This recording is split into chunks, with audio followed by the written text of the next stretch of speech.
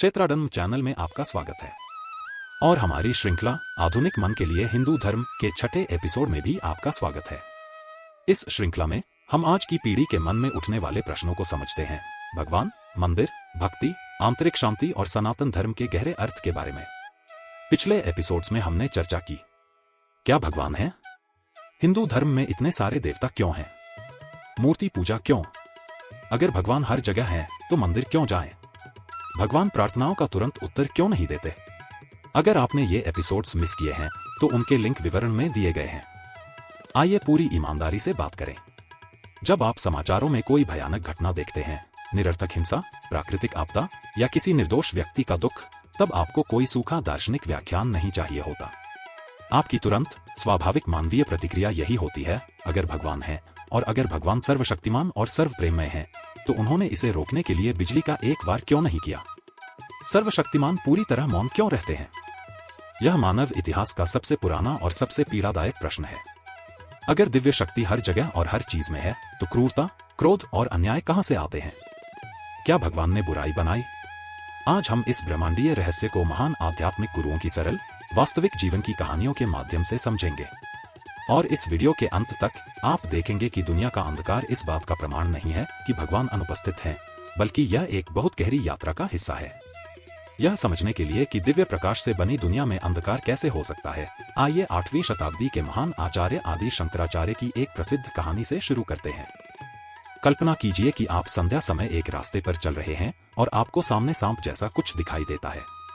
आप डर से रुक जाते हैं, लेकिन जब कोई दीपक लेकर रोशनी डालता है, तो आपको पता चलता है कि वह सांप नहीं, केवल एक रस्सी थी। श्री शंकराचार्य ने इसी उदाहरण से दुख और बुराई को समझाया।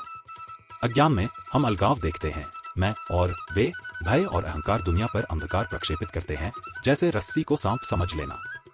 डर सच लगता है, लेकिन सांप कभी सच था ही नहीं। जब ज्ञान का प्रकाश आता है, तब हम देखते हैं कि दिव्य शांति हमेशा से वही थी, हमारे भय से अछूती। अब आप सोच सकते हैं, यह कहानी तो अच्छी है, लेकिन दुनिया में दिखने वाली क्रूरता भ्रम जैसी नहीं लगती। लोग सचमुच दूसरों को नुकसान पहुंचाने का चुनाव करते हैं। भगवान सबको अच्छा बनने के लिए मजबूर क्यों नहीं कर देते? श्री रामानुजाचार्य ने एक करुणामय दृष्टिकोण दिया। भगवान हर चीज में मौजूद हैं, लेकिन मनुष्यों को स्वतंत्र इच्छा दी गई है। भगवान हमें कठपुतलियों की तरह नियंत्रित नहीं करते। हमें अपने विचार और कर्म चुनने की स्वतंत्रता है। जब लोग लोभ, क्रोध और अहंकार को चुनते हैं, तो वे दुख और अन्याय पैदा करते हैं। जैसे एक माता पिता बच्चे को साइकिल चलाना सिखाते हैं, वैसे ही भगवान हमें अपने कर्मों के परिणामों का सामना करने देते हैं, ताकि हम सीख सकें और बढ़ सकें। दुख भगवान की सजा नहीं है। यह एक दर्पण है जो दिखाता है कि जब हम प्रेम, दया और धर्म से दूर जाते हैं तो क्या होता है। श्री रामकृष्ण ने समझाया कि दुनिया एक ब्रह्मांडीय नाटक की तरह है, जिसमें विरोधाभास भरे हुए हैं, प्रकाश और छाया, नायक और खलनायक। उन्होंने कहा कि दो शक्तियां हमें खींचती हैं। एक हमें दया, बांटने और आध्यात्मिक विकास की ओर ले जाती है। दूसरी हमें लोभ, क्रोध और स्वार्थ की ओर खींचती है। हमें चुनना है कि हम किस शक्ति को पोषण देते हैं। जब उनसे पूछा गया, अगर भगवान हर चीज में है, तो क्या भगवान बाघ में भी हैं? रामकृष्ण ने उत्तर दिया, हाँ, भगवान बाघ में है, लेकिन तुम्हें जाकर बाघ को गले नहीं लगाना चाहिए। जो लोग तुम्हें भागने की चेतावनी दे रहे हैं, वे भी भगवान के ही रूप हैं।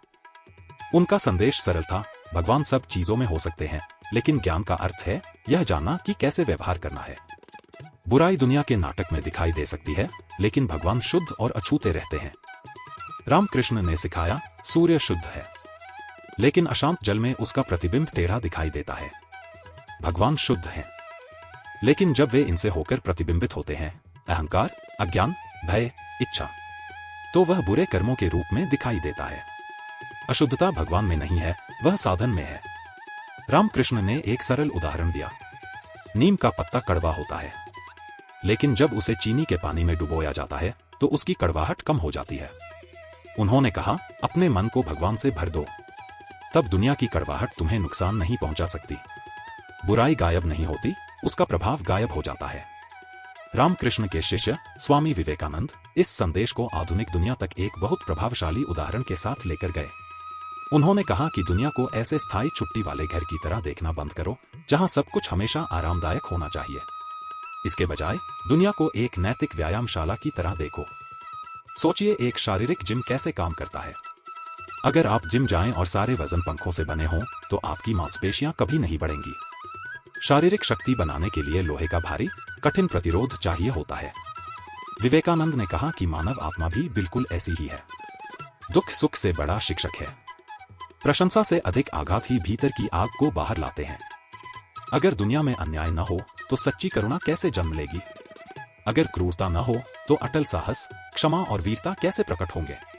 जिन कठिनाइयों, कठोर लोगों और अन्यायपूर्ण परिस्थितियों का हम सामना करते हैं, वही भारी वजन है। वही घर्षण आपके भीतर सोई हुई शक्ति, दया और दिव्यता को जगाने के लिए आवश्यक है। विवेकानंद ने एक बार कहा, आग बुरी नहीं है। आग आपका भोजन पकाती है।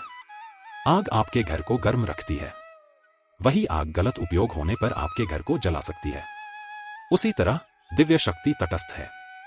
हमारे मन की प्रवृत्तियां तय करती हैं कि हम उसका उपयोग कैसे करते हैं। क्रोध, लोभ, ईर्ष्या, हिंसा ये मानव मन द्वारा बनाई गई विकृतियां हैं, भगवान द्वारा बनाई गई नहीं। विवेकानंद ने कहा, बुराई कोई अलग शक्ति नहीं है, यह उसी दिव्य ऊर्जा की निम्न अभिव्यक्ति है। जैसे अंधकार प्रकाश का अभाव है, ठंड गर्मी का अभाव है, बुराई आध्यात्मिक जागरूकता का अभाव है। यह अज्ञान है, कोई स्वतंत्र शक्ति नहीं। श्री रमण महर्षि ने समझाया कि अच्छा और बुरा तभी मौजूद होते हैं जब मन स्वयं को दुनिया से अलग महसूस करता है।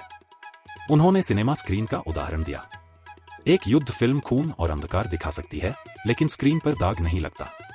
एक समुद्र का दृश्य लहरें दिखा सकता है, लेकिन स्क्रीन गीली नहीं होती। उसी तरह भगवान इस ब्रह्मांड की मौन स्क्रीन है। जीवन नायक, खलनायक, आनंद और दुख दिखा सकता है, लेकिन अंतर्निहित सत्य शुद्ध, अछूता और अनंत रूप से अच्छा रहता है। समय रेखा धीमी क्यों है? जब हम पूछते हैं कि भगवान बुराई को तुरंत नष्ट क्यों नहीं करते, तो उत्तर यह है कि दिव्य शक्ति शाश्वत नियमों के माध्यम से काम करती है, अचानक क्रोध से नहीं। कर्म का नियम सुनिश्चित करता है कि हर कर्म का परिणाम होता है। क्रूरता कुछ समय के लिए शक्तिशाली दिख सकती है, लेकिन वह धीरे धीरे अपने ही पतन को जन्म देती है। ब्रह्मांडीय न्याय धीरे चल सकता है, लेकिन वह कभी असफल नहीं होता। भगवान बुराई को केवल बाहरी अंधकार समाप्त करके नहीं, बल्कि हृदयों को बदलकर भी नष्ट करते हैं। प्रार्थना उस लोहे की तरह काम करती है जिसे चुंबक के पास रखा जाता है। धीरे धीरे लोहा बदलता है। उसी तरह प्रार्थना मन को दिव्य शक्ति के साथ संरेखित करती है। इसलिए जब भगवान मौन लगते हैं तो वह अस्वीकार नहीं है, वह आंतरिक विकास का समय है जो हमें वह शक्ति और ज्ञान बनाने में सहायता करता है जिससे हम वह प्राप्त कर सकें जिसकी हमें सच में आवश्यकता है। निष्कर्ष, बादलों के पीछे सूर्य। हमारी दुनिया में अंधकार का होना इस बात का प्रमाण नहीं है कि भगवान ने हमें छोड़ दिया है। यह केवल इस बात का प्रमाण है कि हमारी यात्रा अभी पूरी नहीं हुई है। लेकिन हम इस उच्च दर्शन को हाथ पर हाथ रखकर बैठने का बहाना नहीं बना सकते। हम यह नहीं कह सकते, अरे बुराई तो केवल भ्रम है, इसलिए मुझे परवाह करने की जरूरत नहीं। क्रोध और क्रूरता दुनिया के निम्न अज्ञानपूर्ण पक्ष का हिस्सा हो सकते हैं, लेकिन जागरूक मनुष्यों के रूप में हमारा काम प्रकाश लाना है। हमारा काम दुख को कम करना, रोजमर्रा की दया का अभ्यास करना और जहां भी अन्याय दिखे उसके विरुद्ध खड़े होना है। जैसा कि स्वामी विवेकानंद ने सुंदर ढंग से कहा, दुनिया को अच्छा बनाने का एकमात्र मार्ग है स्वयं को अच्छा बनाना। इन शाश्वत विचारों की यात्रा में हमारे साथ जुड़ने के लिए आपका बहुत बहुत धन्यवाद। अगर इस वीडियो ने आपके मन में थोड़ी स्पष्टता या आपके हृदय में थोड़ी शांति लाई हो तो कृपया लाइक बटन दबाएं। इसे किसी ऐसे व्यक्ति के साथ साझा करें जो अभी कठिन समय से गुजर रहा हो, और हमारे समुदाय से जुड़ने के लिए सब्सक्राइब करें। अगली बार तक खोजते रहिए, प्रयास करते रहिए और हमेशा याद रखिए, तूफानी बादल चाहे कितने भी अंधेरे दिखें, सूर्य उनके पीछे हमेशा उज्जवल रूप से चमक रहा होता है। नमस्ते।